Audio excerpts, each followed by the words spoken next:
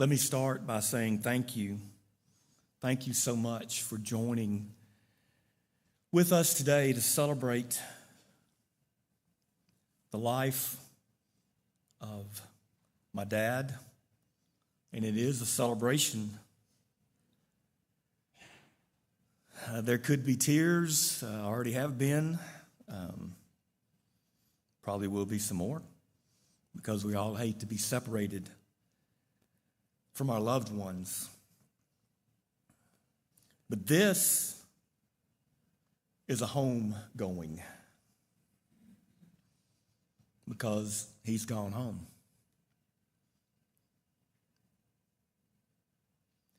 It's a celebration of a life lived, a celebration of the reward I know that he has and he has received. So many kind words this morning, kind words in Facebook posts, texts, phone calls, visits. No words can express how thankful we are for that. And we're thankful that Dad lived a life that touched so many people. We even joked a little bit, I guess if you can call it joking, when somebody would post something, say something, and even Mom would say, well, I didn't know about that. I didn't know that. And there were lots and lots of things that we didn't know about.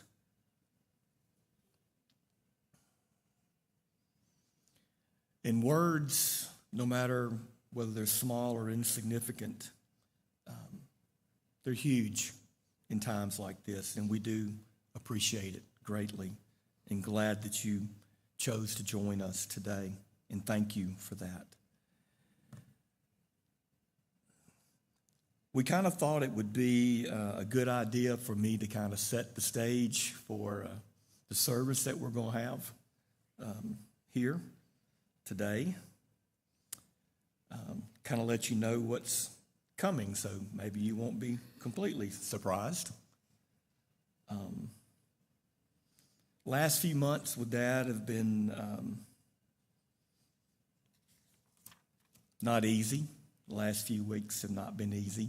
We tried to talk with him some about what would you want in your service. We didn't get much.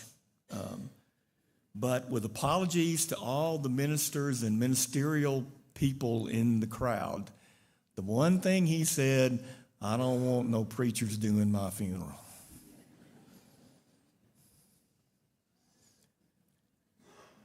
Okay. I want my boys and my grandboys to say something if they want to say something. Okay. And for those of you that know our religious background well, few of us looked at Dad and said, well, what about your daughter and your granddaughters? Well, they can sing a song if they want to.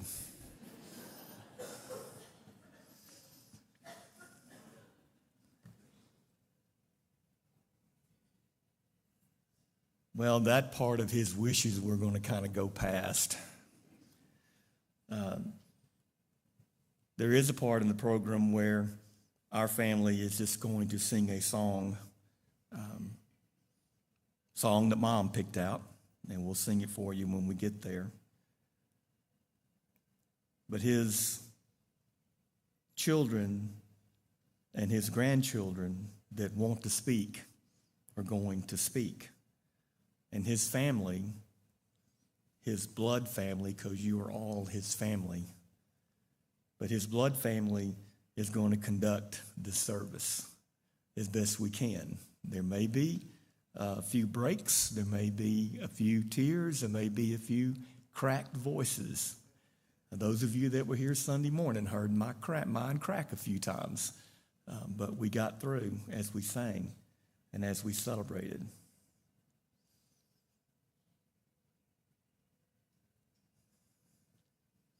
So with that, we will move forward and we will try to make this all happen as he would want us to. If you would take a songbook, if you can find one there somewhere around with you. Dad always enjoyed his congregational singing. We used to laugh about certain songs that Dad liked to sing, but didn't exactly sing the right notes, but we made it through okay, or the timing was off a little bit, but we made it through. Turn to number 881 in your book entitled Mansion Over the Hilltop.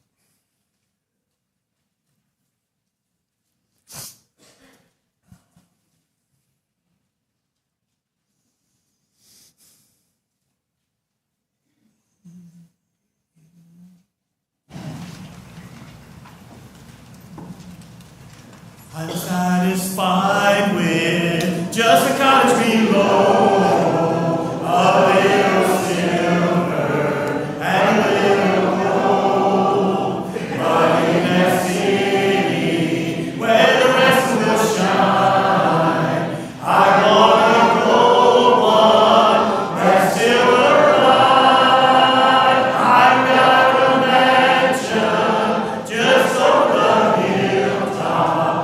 In that bright land where we'll never grow, and someday yonder we will never more wander, but walk the streets that are purest gold. Don't think me poor or deserted or lonely. I'm not discouraged. I'm heaven bound. I'm just a pilgrim in search of a city. I want a mansion, a road of crown. I got a mansion just over the hilltop, in that bright land where we'll never grow, and someday yonder we'll never more wander, but walk the streets that are purest gold. I've got a mansion just over the hilltop, in that bright land where we'll never grow, and someday yonder we will never more wander, but walk the streets that are purest gold.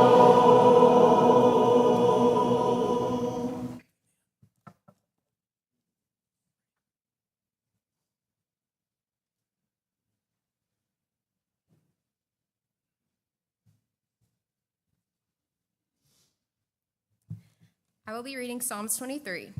The Lord is my shepherd, I shall not want. He makes me to lie down in green pastures. He leads me beside the still waters. He restores my soul. He leads me in the paths of righteousness for his name's sake. Yea, though I walk through the valley of the shadow of the death, I will fear no evil. For you are with me, your rod and your staff, they comfort me. You prepare a table before me in the presence of my enemies. You anoint my head with oil, my cup runs over. Surely goodness and mercy shall follow me all the days of my life, and I will dwell in the house of the Lord forever.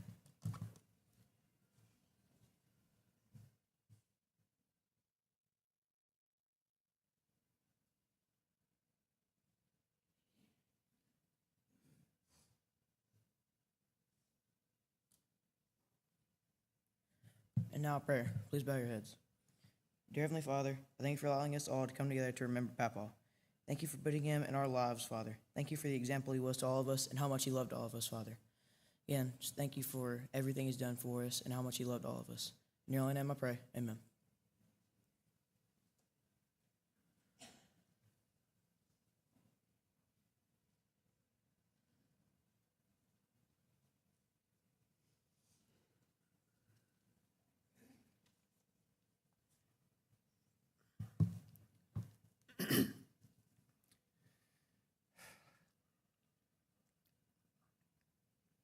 Robert Barry Embry, 89, of Coldwater, Mississippi, passed away August 16th, 2025, at his residence He retired after 40 years of service from the Tennessee Air National Guard. Barry also loved raising cattle, and he loved his Mississippi State Bulldogs. One of the greatest joys of his was attending his grandchildren and great-grandchildren's sporting events. Barry was a member of the Senatoba Church of Christ. Over the years, Barry served faithfully as an elder and a deacon of the church. He was preceded in death by his parents, Byron and Sarah Embry, and his sister, Patty Henson. He is survived by his wife of 68 years, Ann Embry, daughter, Lisa Embry Craig and Randy, sons, Paul Embry and Sarah, and Don Embry and Shelley. 6 grandchildren, Preston Embry and Katie, Anna Hurt and Justin, Blake Embry and Abby, Ryan Embry and Abby, Kelsey Bradley and Morgan, and Brady Craig, and 14 great-grandchildren whom he loved dearly. Pax, Keegan, Noah, Henry, Luke, Jacob, Levi, Maddie, Easton, Reed, Ridge, Olivia, Lila, and Lucy.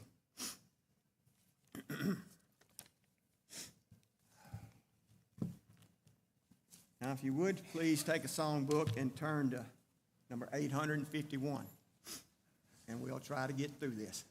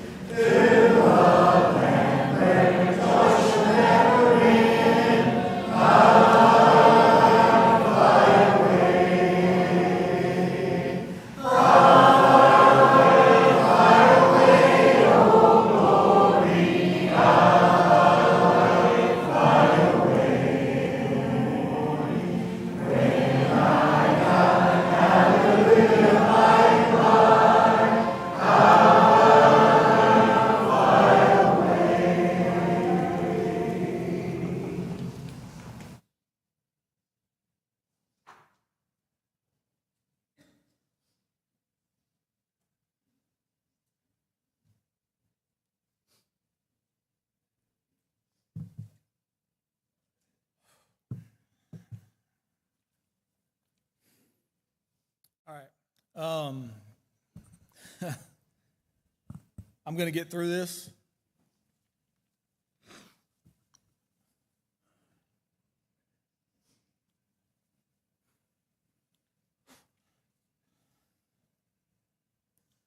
It's just going to take me a minute.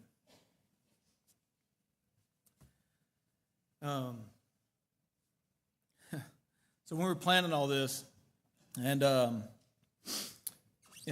Dad's saying, "Hey, we want you guys to speak." Then he sends me the list of kind of the order that they want us to speak in, and I'm first. And I'm going, this is a horrible idea because the older I get, the more I cry. And I have managed to kind of hold this together emotionally for a few days. Not thinking that it would all break loose up here, but here we go. But anyway, so Dad kind of, we go through hey, we're not going to do the preacher thing. Fantastic, great with me. But then you start thinking, and it's, how do you sum up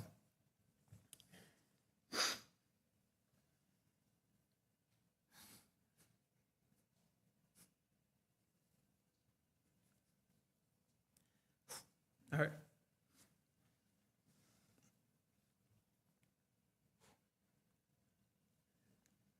How do you sum this up in a few minutes?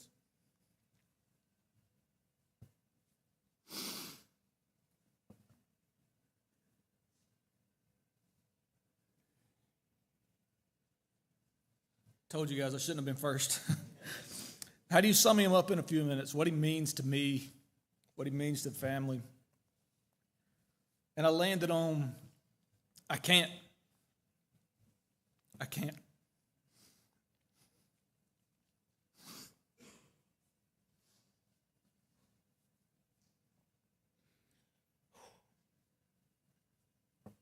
Nothing I say is going to do justice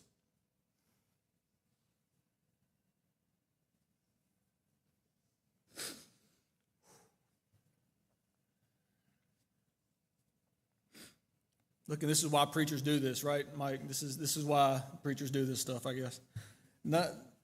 Nothing I can say is going to do justice to what he means to me and this family. It's not. So I'm just going to tell a couple stories and some memories I have that mean something to me. And you can take from them what you want, okay? Things that if you asked me later, tell me a story about your papa, I'd probably tell you one of these.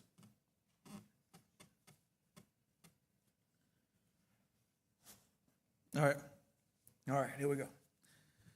The first couple for me kind of revolve around a car for some reason. I can't remember what the model on it was.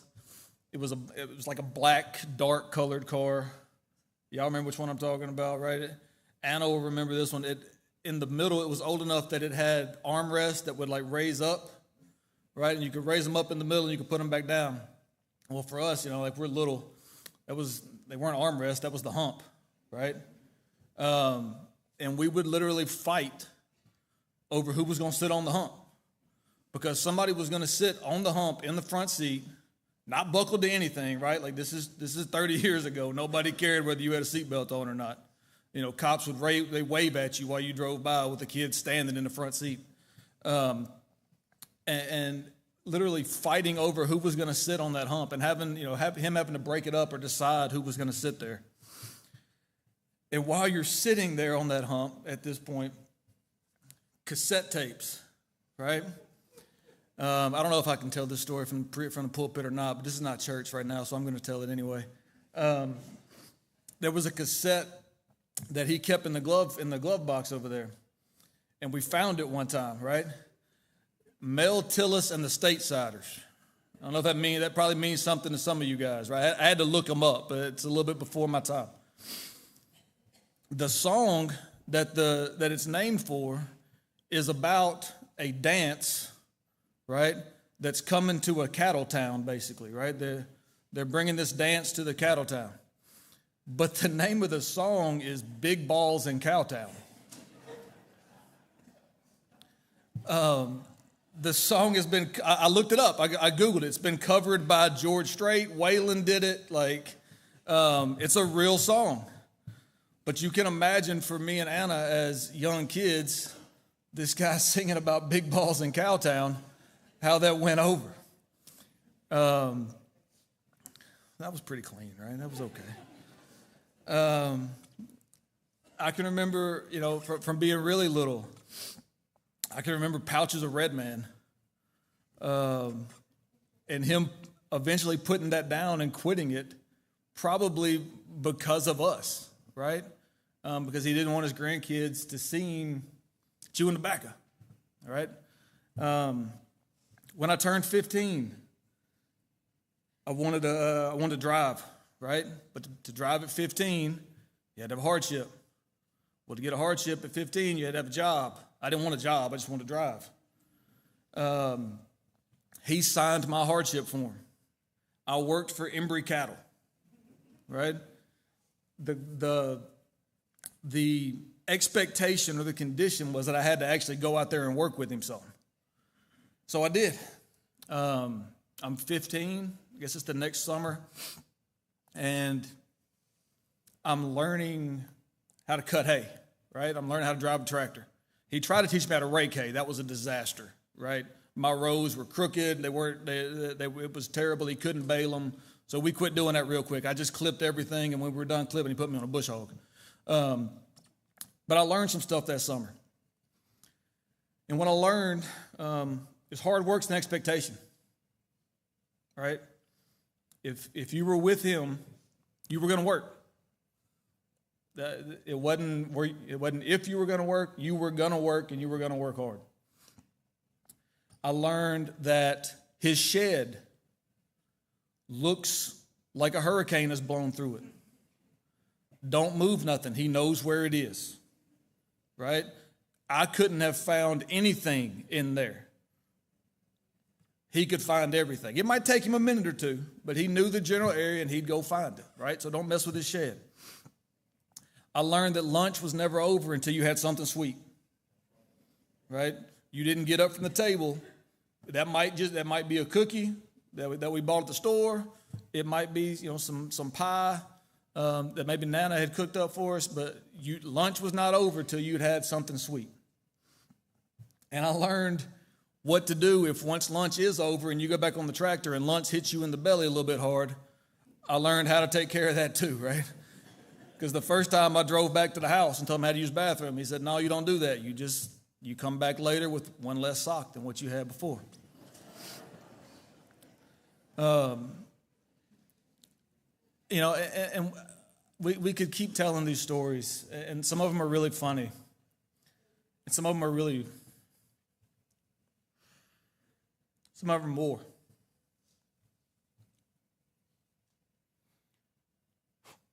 I'm almost done. And there's a bunch of us going to talk, so I'm going to try to wrap this up. But a lot of you guys know my family, Katie and my kids. We moved back here 2012.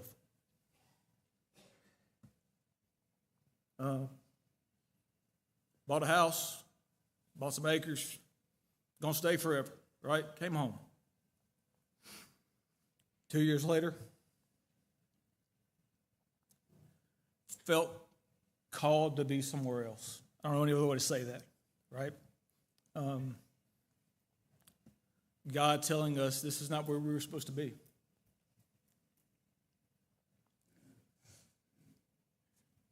If you guys have ever moved home and then moved away again, right? There's some emotions involved with that. A lot of it was sadness, right? They don't want to see you go.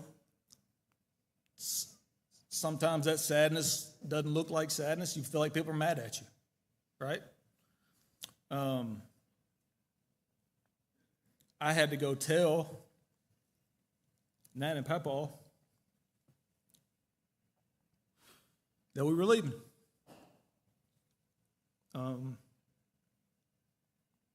I was taking two of their great grandkids and moving 4 hours away, right? I'd already told my parents. My mama wasn't pleased. I knew she loved me, but she didn't like the idea, right? I was terrified telling Nan and Papa. Disappointment, all that kind of stuff, right? If you're watching me now, no shock to anybody while I'm telling them this. While I'm telling them this at the time, sitting in a yellow chair, right? In their, I don't know, what do we call that room? The front room? I don't even know what we call that room, right? The sitting room? I don't know what that room is.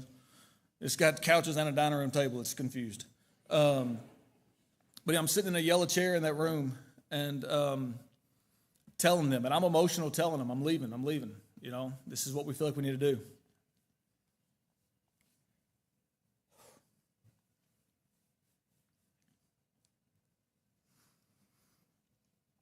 And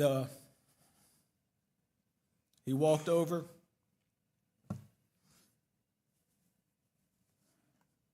kneeled down right in front of me, got on his knees right in front of me, grabbed me, said, "Take care of your family, I love you."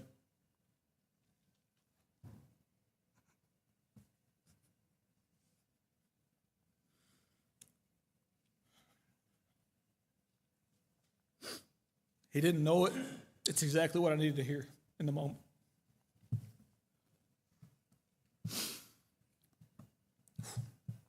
Look, he liked dogs.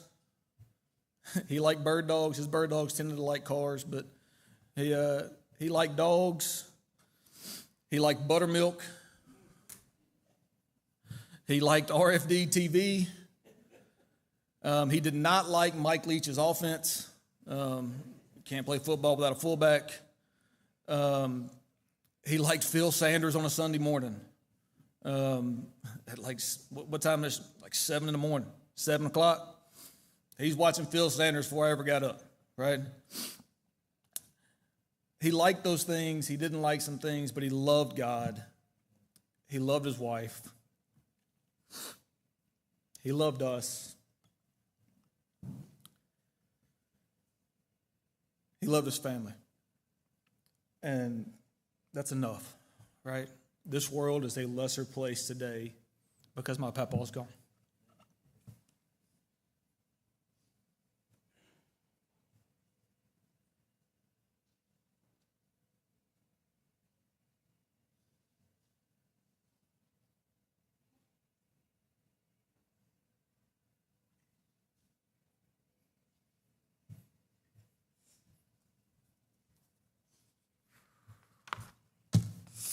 Hi.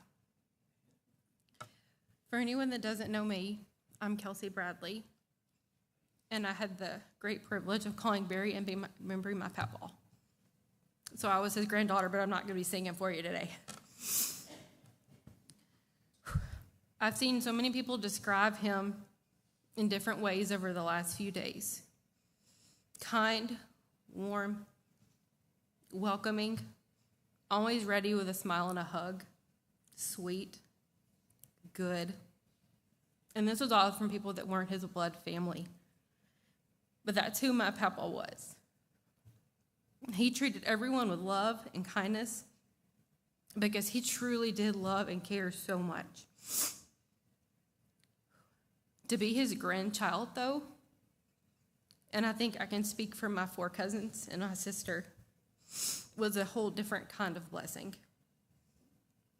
I never doubted that I was loved deeply and that he would be my biggest fan and supporter in whatever I chose for my life.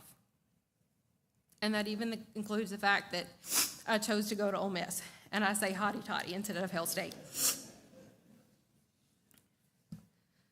I always knew that there was someone in my corner and was always ready to cheer me on or pick me back up if I fell. My junior year of college, I was driving home for the weekend from Oxford to South Haven. And right as I got past the Coldwater Bridge, my tire completely blew out. Thankfully, I was okay. But being a 20-year-old young woman, I went into a panic and called my mom. I was crying, both scared from what could have happened and because I had absolutely no idea how to change a tire. She had calmed me down and assured me that she'd call my dad and that he'd be there soon. Less than 10 minutes later, my papa pulled up in his truck behind me. My mom had called my Nana to tell her where I was and what had happened. and he didn't hesitate to come help me. I immediately hopped out, and he was there waiting with a big hug and to tell me that it would be okay and that he was going to help me, because that's who he was. Always loving me unconditionally and helping me whenever and however I needed him. I know that I was blessed with the very best grandparents, and I will miss him all the time. I'll miss seeing him walk out the door when I pull up to his house. I'll miss the way he'd pull you in real tight for a hug and slap you on the back. I'll miss his voice, just getting to sit and talk to him. And I'll miss seeing him love on my daughters. But I know where my papa is because of the person he was and how he lived his life. And I know I'll see him again, and then he'll be waiting with arms wide open.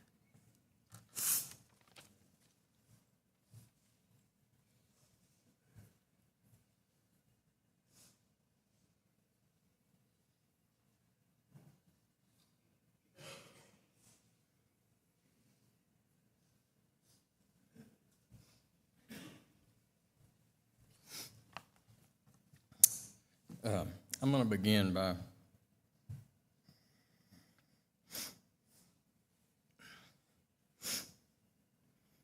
reading a scripture.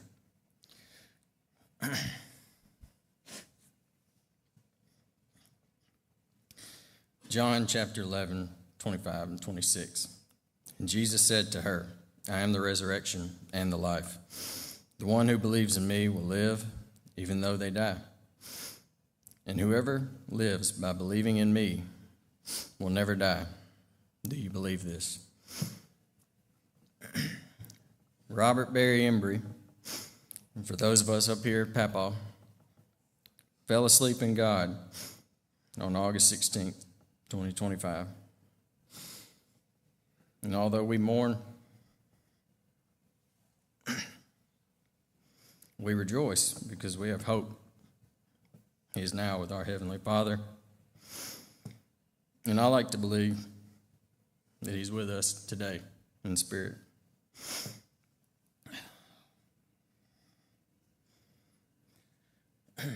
My name is Ryan Embry. For those of you that don't know me, I'm the son of Don and Shelley Embry, the youngest of 3 grandsons of Barry and Ann Embry.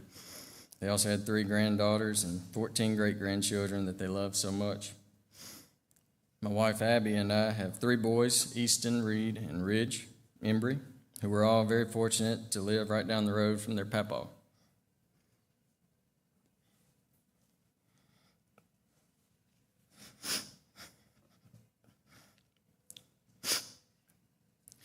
They loved him so much. Their last visit with their papaw was much like the rest. He was still up in his chair resting, but when they came in that door, he lit up with excitement.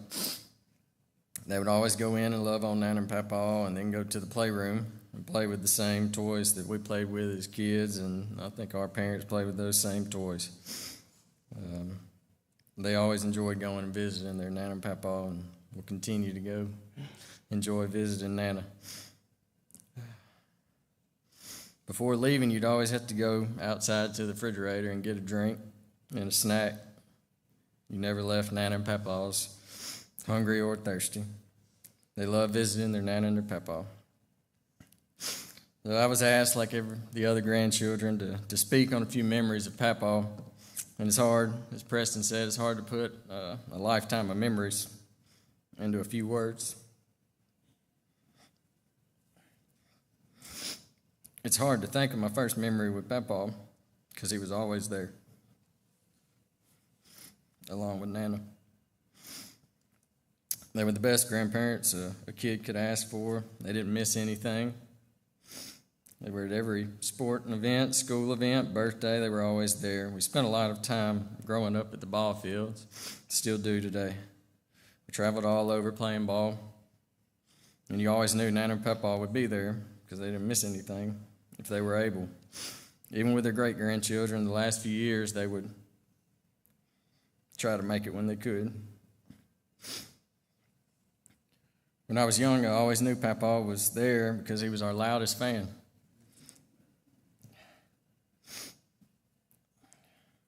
Always cheering us on or giving us some words of encouragement while we were up at the plate. He'd even occasionally give the umpire a few words of encouragement. I vaguely remember having to watch the end of someone's game with Papa from outside the ballpark.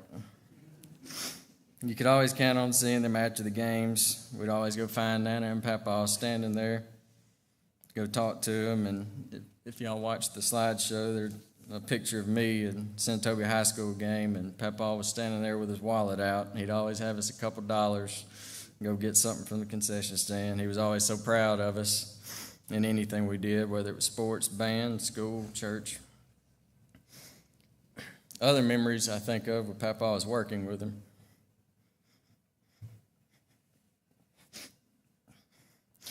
I was fortunate enough to get to spend many summers working with Papa on the farm. We'd check cows, fix fences, clip pastures, cut hay, do yard work, garden work, and take care of Mama and Big Papa. I learned so many life lessons working with Papa those summers. Nan would always have us a good lunch ready every day, and as Preston said, you'd always finish lunch with a dessert of some sort, a Little Debbie or dessert of some sort, whether you wanted it or not. And you knew lunch was over when the news went off and the soap opera came on, and that's when the TV went off. We didn't watch soap operas in that house. One summer I do remember riding my four-wheeler around after lunch, checking the cows. It was dry, so the ponds were back a little bit, and just enough for a young boy my age to take the four-wheeler down and go ride in the mud a little bit. And I got the four-wheeler stuck, and I tried for a little while to get myself out, and only made matters worse. And it wasn't too long that he knew something was up. Back then we didn't have phones, and he came over the hill in that brown truck. And I was so scared of what he was going to say, but I doubt he was really frustrated. But when he got down there to try to pull me out, he too got stuck. And he had to walk back to the house. This is the pond across the road from his house. Not too long, but not too short of a walk. He didn't say a whole lot, but I could tell he was frustrated. He walked back to the house and come back on that blue Ford tractor. But this time he was laughing. When he got down there to me, he gave me a hug and said, "That's what these things are for." And that's how he always was. He loved us so much and cared for all of us. And even if he was stern with you, he always loved you and was there for you no matter what. He loved that land, and he loved those cows. My wife Abby often says we have the most checked cows in the county. And she's right. Papa loved watching us take care of everything, even when he couldn't do as much as he used to, although he would still try, and Nana would try to stop him. He would still try as long as he could to be out there with us. As long as I can, I would cherish those memories and cherish carrying on the legacy of caring for that place and those cows, along with the rest of the family. But that's only part of his legacy that he leaves behind. Papa was a loving husband to my Nana for 68 years at the end of this month. He was the perfect example of a husband, and she was the perfect example of a wife. They were best friends. And I challenge all of us in the family to carry on and continue that legacy. And Papa was also a loving father, grandfather, and great-grandfather. He cared so much for each and every one of us. He loved us all unconditionally. I challenge all of us fathers in the family to continue that legacy. And last but not certainly not least, he leaves the legacy of loving God over everything else. He spent time in prayer. and in the Word daily. He set such a good example for all of us to challenge all of us to continue that legacy. In the last days I spent sitting and talking with Papa, a couple of things stuck out to me. I was talking to him about all my travel, and he always loved to ask me about my work, what I was doing, and I work in the field of agriculture, and my love for that started with him. And he always wanted to know how things were going, how the crops were looking. And I was telling him what all I had going on that week. I was starting in Kentucky and going to Tennessee and Arkansas and all over the place. And it was getting to where it was hard to make out what he was telling me, but he told me, got to slow down. Got to slow down. And he was right. In the world we live in today, that's hard to do. But we all need to slow down and enjoy this beautiful life that we do have with our loved ones while we do have it. One of the last days, he was able to speak to me. When I walked in, I couldn't quite make out what he was saying, but I think it was something along the lines of, I got to see you, or glad I got to see you.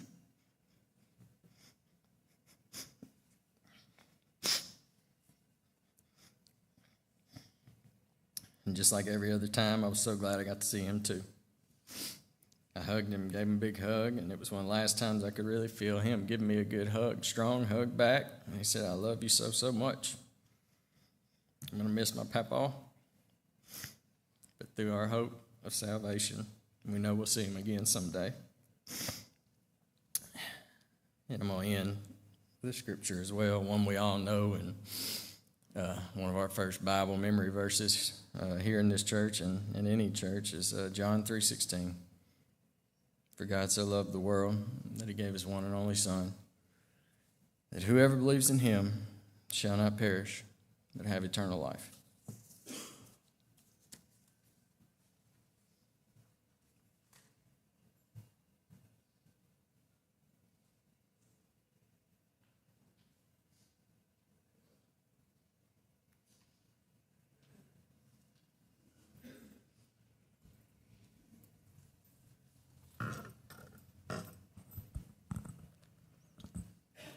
I wanted to go first before all the crying started, and I feel real loud up here. This is hard. This is hard. This part of life is hard. Trying to figure out what to say, because I was so excited to get a chance to be up here, because we don't get that chance on Sundays. But trying to figure out what to say, I decided to ask my boys. Luke, he's 9, and he said immediately he's a good man, which is true. Noah, who's 12, said he's the best granddad, which is also true. Henry said he was funny, and he was. Our 5-year-old Jacob said bubblegum. And we all looked at him like, what? And he said, because he always gave me gum or candy. Again, it's a true statement that's been alluded to by a couple of other ones, that Papa and Nana had a sweet tooth. Candy, cookies, chocolate, Little Debbie's, ice cream, you name it. They always had it, and if you went to lunch up there, when you were finished, it would end with, do you want a cookie? I know everyone says it, but I 100% fully believe this with my whole heart, that I have the best grandparents in the world. Sorry to offend any of you who are grandparents, but that is true. We have the best. Family was everything to Papa, right behind his love for the Lord and his love for Nana.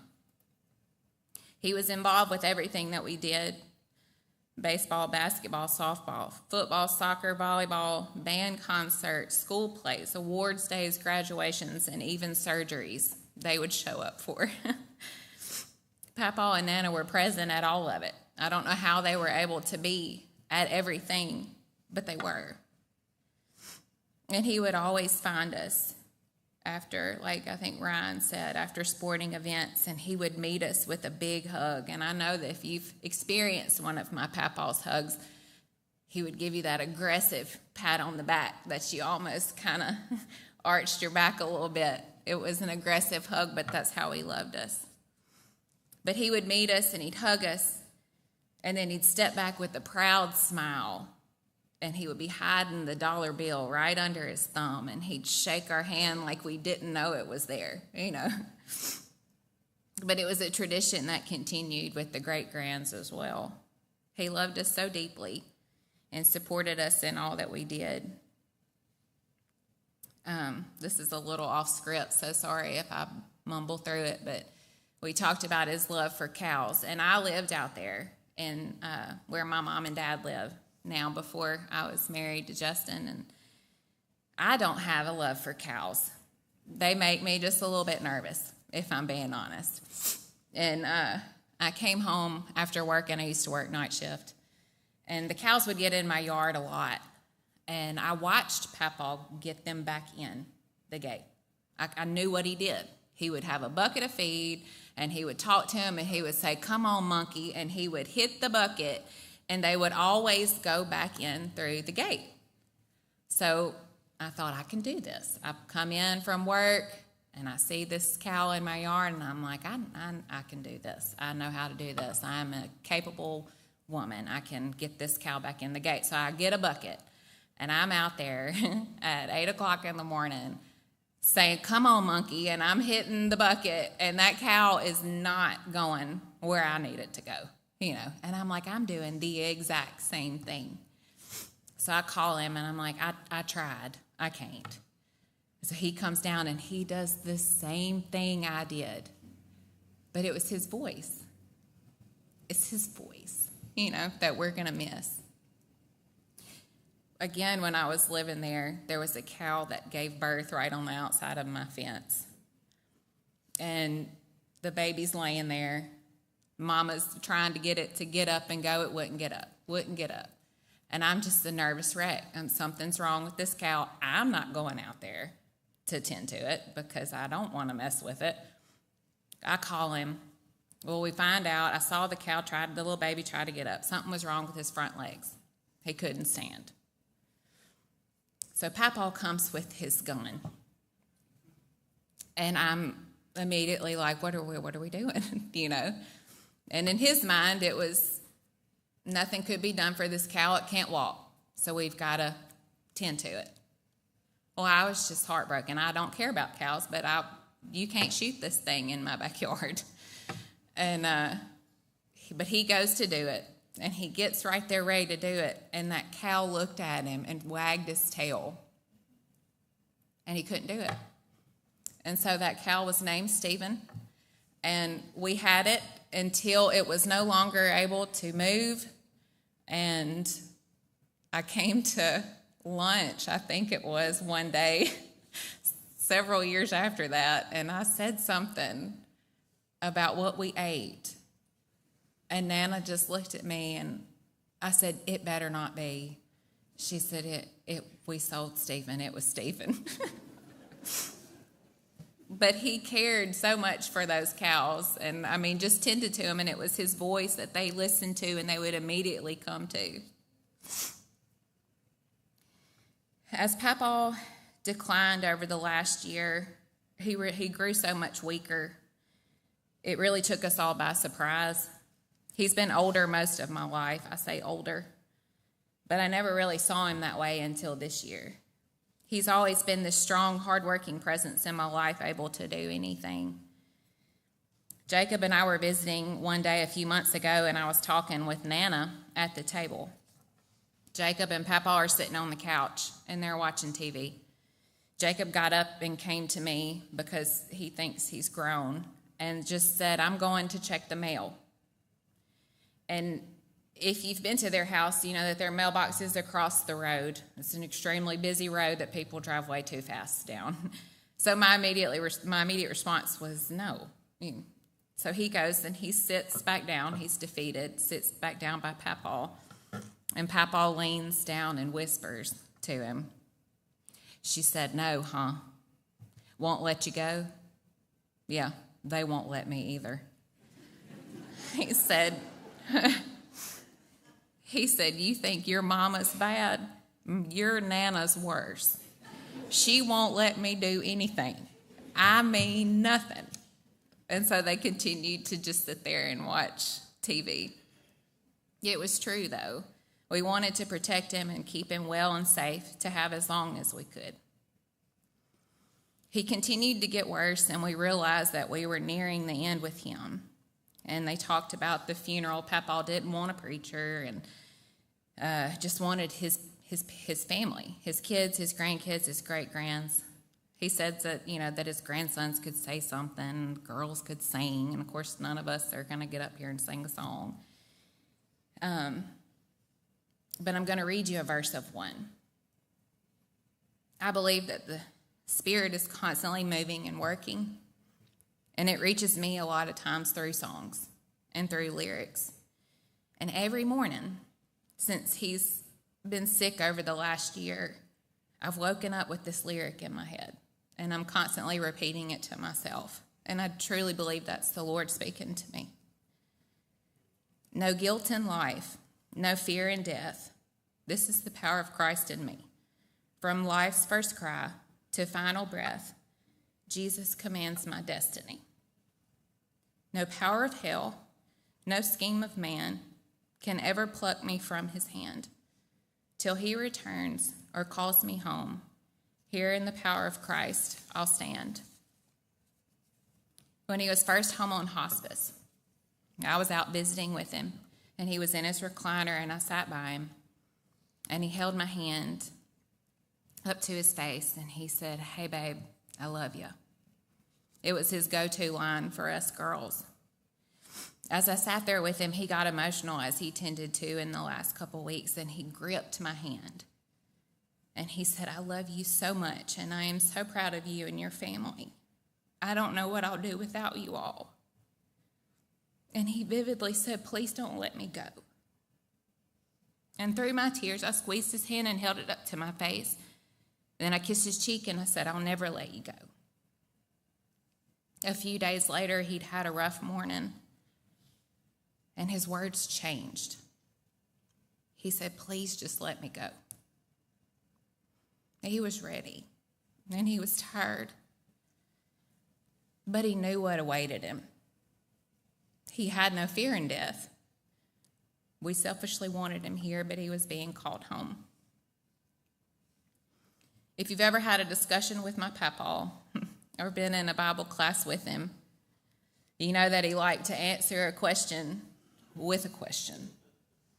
He would always say, "Well, what do you think about this?" And it used to drive me just a little bit crazy, because a lot of times it was a deep question, and it was so deep that you didn't know the answer, or you didn't really know what he was looking for. However, today there is a question that I know the answer to. I know it with full faith and without a doubt in my being. Jacob asked me, "Where is Papaw now?" And I can say that he's fully healed. He's resting at the feet of Jesus, because Jesus is who commanded his destiny. There's a Papaw-shaped hole in our hearts today, and we miss him deeply, and that won't go away. But we hold on to the fact that this isn't the end, and I know that one day we'll see him again and be greeted by one of those big hugs and aggressive pats on the back and hear him say, "Hey, babe, I love you."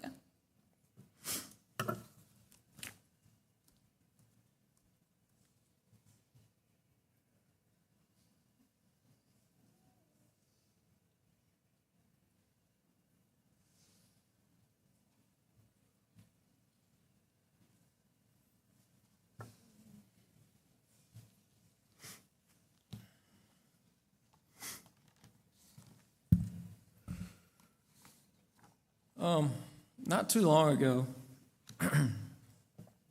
heard a sermon or sermon series from this very pulpit. And sadly, I can't remember who to attribute it to, so I'm not going to mess it up. But it was titled First Things First. The theme behind it being to have your priorities in order. The most important things get the most important attention. The most attention. They come first. So that is how I've kind of organized my thoughts when I get a chance to speak about Barry Embry, my papa, and the life he lived. Proverbs chapter 9, verse 10 reads, The fear of the Lord is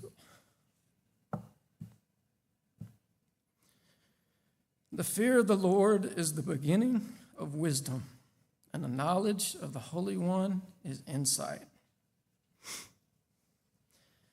Deuteronomy chapter 10, verse 12 says, And now, Israel, what does the Lord your God require of you but to fear the Lord your God, to walk in all his ways, to love him, to serve him with all your heart and with all your soul? I remember many years ago, Mike Jones did a sermon series on the fear of the Lord. And I remember hearing those sermons.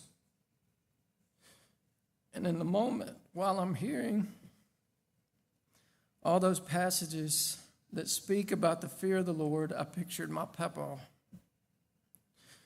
Barry Embry feared the Lord. And it's not a trembling fear or some feeling of terror you get when you're scared to death. Papa had a reverence for who God is. He revered that God was the Alpha and the Omega, a reverence for God's authority, a reverence for God's power. He respected God, and Papa wanted to do everything in his power to obey God. There was nothing more important to Papa than doing his best to be obedient to God, and I admire him so much for that. In his heart of hearts, he always wanted to choose God's way over any of his personal desires. Did he make mistakes? Of course he did. Did he fall short? Yes, he did every day. But he continued to give his whole heart to serving the Lord. Papa was so disciplined in his commitment to prayer and reading the Bible. Papa had a condition called macular degeneration, and he essentially was blind. He couldn't see. In the last few years, it was hard on him because he could not see to read his Bible. I was amazed to see him continue to try to study his Bible, even when it was so difficult for him physically to see the words. He kept pressing on, trying his best to fight the good fight. What a godly role model. I'm so proud. So proud to call him Papa.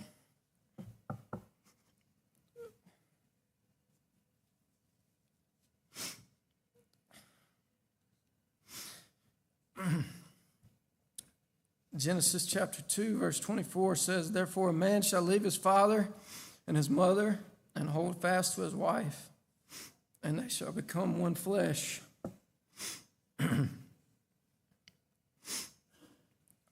It always felt strange for me to speak or to separate my grandparents when talking about them.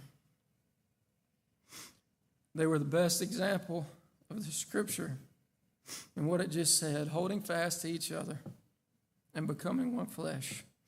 Now, I'm not going to say that they never had disagreements or they never had arguments, because they did.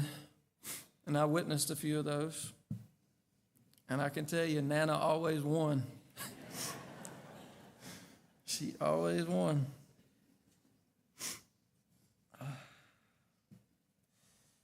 But you all have seen it in this community. You've seen them out at the ball games. They were always together. They were life partners in the truest sense. I can remember many instances where I'd be out at a ball field or a school event, and different members of the community would come up to me and they would say to me, "We want to be just like your grandparents when we have grandkids." How lucky am I to have called them Nana and Papa?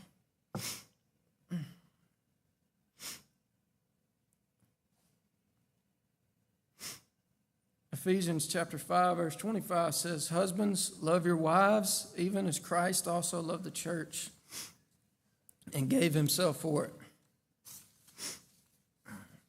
Papa followed the example of Christ, and he had a deep bond and union with his wife, as much as I've ever seen on this earth. I'm a better husband and a better father because of him, and so thankful for the real-life example he was to me and to so many others. Papa loved to support all of us at our ball games and school events. It's already been mentioned. He always had our back. Trust me, you always knew he was there. 99% of the time, he was the loudest person in the ballpark or the gymnasium. He gave the best attaboys when you did something good. I can still hear him shouting that. And you could definitely hear him when things weren't going so good. He was going to let you know about that too. But that was just his way of trying to get the best out of you in the moment. But whenever the game was over, no matter what the outcome or how good or bad I had played, he was always waiting with a big hug and a big smile, and of course a dollar bill.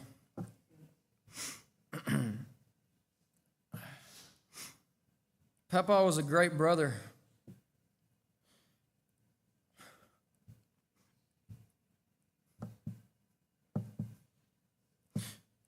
His sister, Patty Henson, was a special person to all of us, and she was very special to him. They had a brother-sister bond that I don't know that I've ever seen. And when she got sick and her health began to fail, it bothered him so much because he couldn't be as close as he wanted to be to take care of her. But now they're together, and I'm so thankful that they're whole and together. Wade, we love y'all. I don't know if there was ever a harder worker than Papa.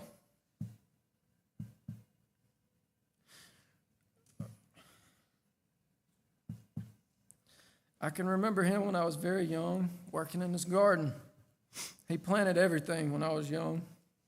Onions, potatoes, corn, the list goes on and on. He even planted eggplant, which, I don't know, I didn't get eggplant, didn't like eggplant, but he planted it. It was a beautiful garden, but it required a lot of work, and he tended to it so well. He always kept the pasture so clean. I've often wondered as I've gotten older how he did it. Work, kids, cows, pasture, but he took care of all of it very well. I remember as a young boy watching him cut and rake the pasture for hay. I wanted to participate, so he helped me get on the riding lawnmower, and I'd ride down beside the windrows, pushing the road just a little bit with the lawnmower deck, and it made me think that I was really doing something. But Papa knew his way around the work shed. I was always impressed when he'd be out in the shed working on some piece of equipment, because he could look at the size of a bolt, and he'd say, "You're going to need a 9/16 there." And most of the time, he was right on. He had a knack for being able to rig things up. He could get things up and running until we could get it to somebody who could really dive into the problem. As he would say, a jack of all trades, but a master of none.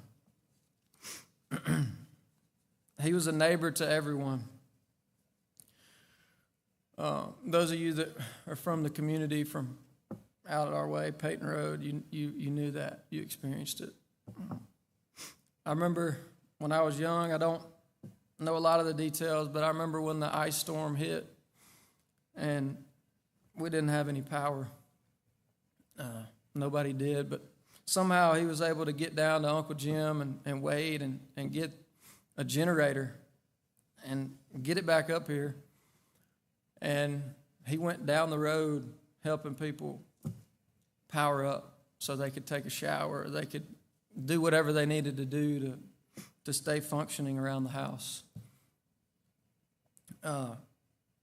He would help people with rides to church that didn't have a way. And some of those instances were not the best, but he didn't care. He wanted to make sure if this person needed a way to get to church, they were going to get it. Papa was a great cattleman.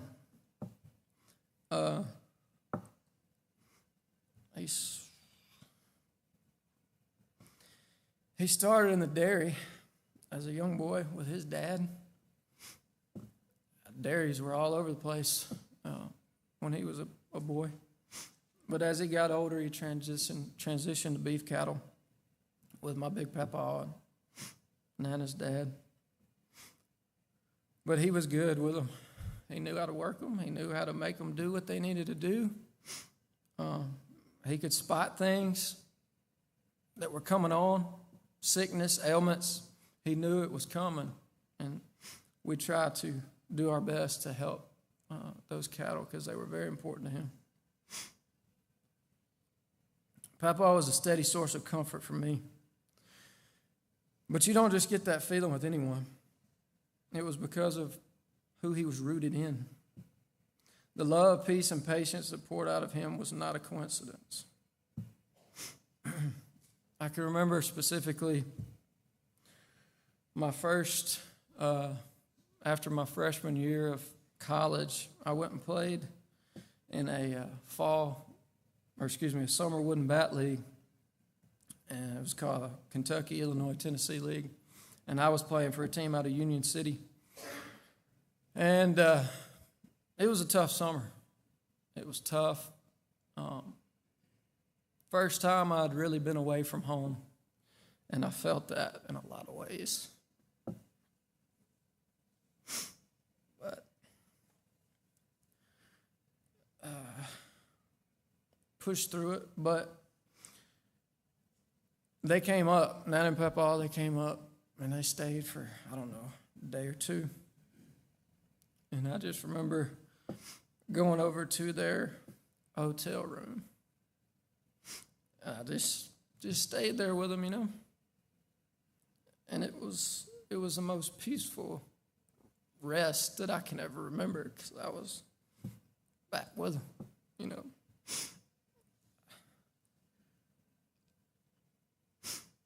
It was hard being away from him.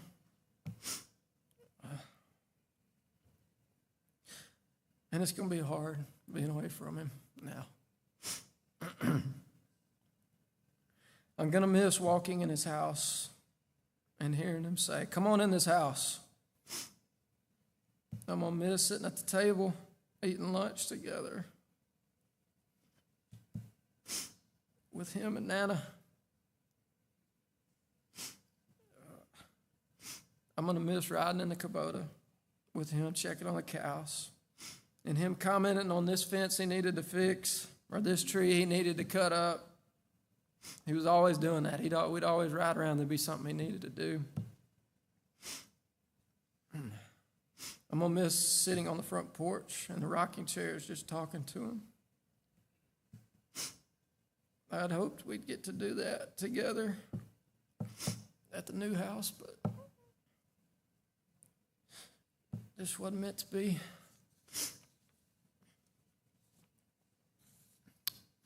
And I'm going to miss him saying, "You don't have to rush off." After I'd been there for several hours.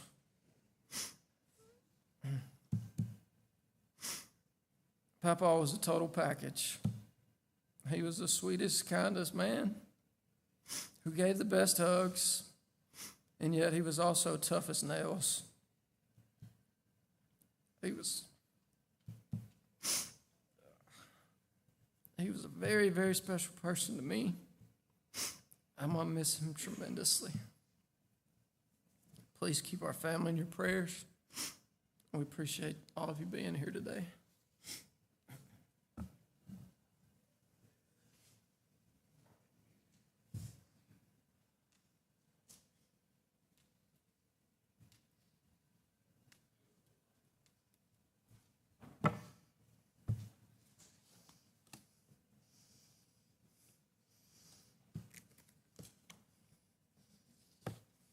Well, I'm going to call an audible.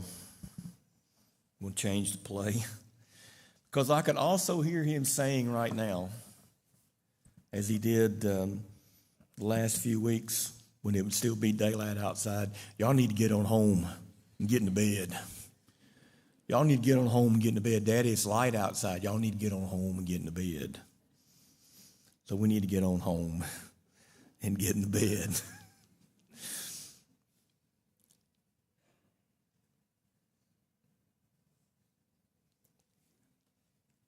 Not much else that I could say. I'm also going to throw an audible because of all of us sobbing. We're not going to try to sing a song by ourselves. We'll just sing with everybody.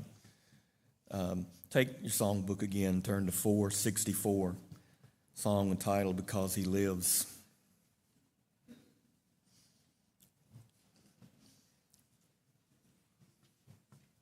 And we'll just sing the first and the third verses of this song.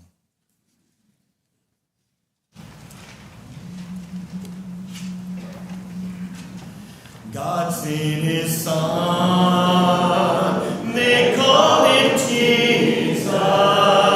He came to love, heal and forgive. He lived and died to buy my pardon, and empty grave is there to prove my Savior lives. Because He lives, I can face tomorrow. Because He lives, all fear is gone. Because I know it holds a future, and life is worth the living just because He lives. And then one day I'll cross that river, I'll fight life's pond, no more with pain. And then as death gives way to victory, I'll see the light of glory, and I'll know He reigns. Because He lives, I can face tomorrow. Because He lives, all fear is gone. Because I know He holds the future, and life is worth the living just because He lives.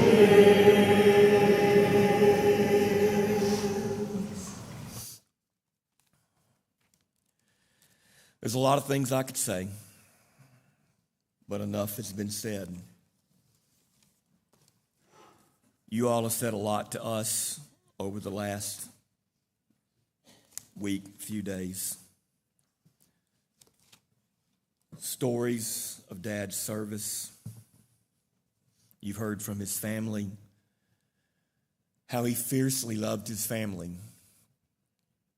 He loved my mom, beyond a doubt. And he loved the Lord. He lived by love the Lord your God with all your heart, soul, mind, and strength. And love your neighbor as yourself. He lived it. He showed it to us. This world's better off because he was here. We're better because he was here.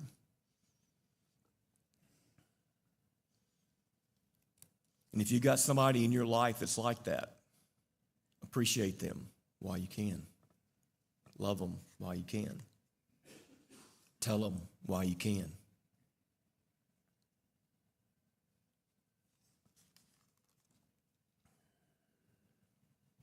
Dad leaves a deep legacy of faith. It's evident. It's instilled all the way into his great-grands. And it will live on past his great-grands.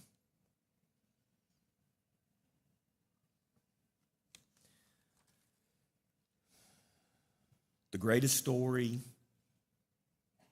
a person can tell is not with the words that come from their mouth, but the life that they live and the people that they touch, how they conduct themselves, even when they've been hurt deeply by people that they love.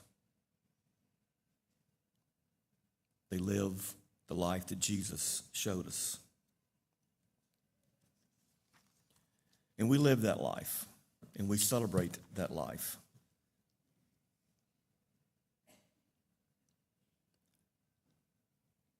Until the afternoon of August the 16th, I had never lived a day of my life that he wasn't there.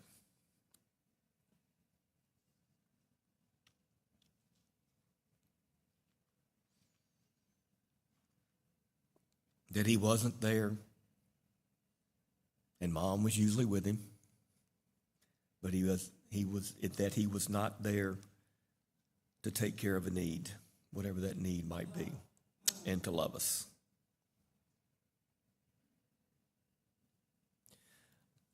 Again, he would say, "It's getting late, y'all need to go get into bed." And he would mean it.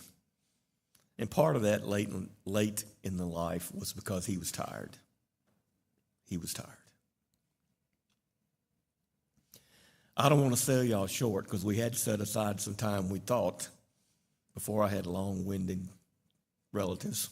No, I'm just kidding. They loved their papa, and I love my dad. We'd set aside some time for any of y'all that wanted to say anything, but I'm going to sell y'all short. I ain't going to let you do it. We're going to move on. Thank you for being here with us. Thank you for celebrating his life.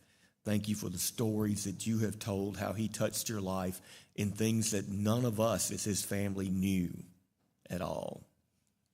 We're grateful for that.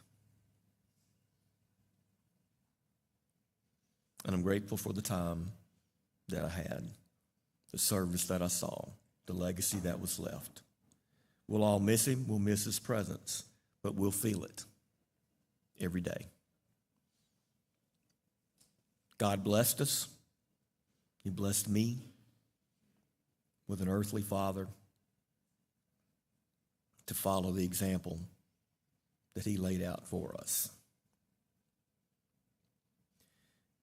And with that, we're going to jump straight down to Noah. If you'll come read a couple of scriptures for us, and then we'll have a closing song.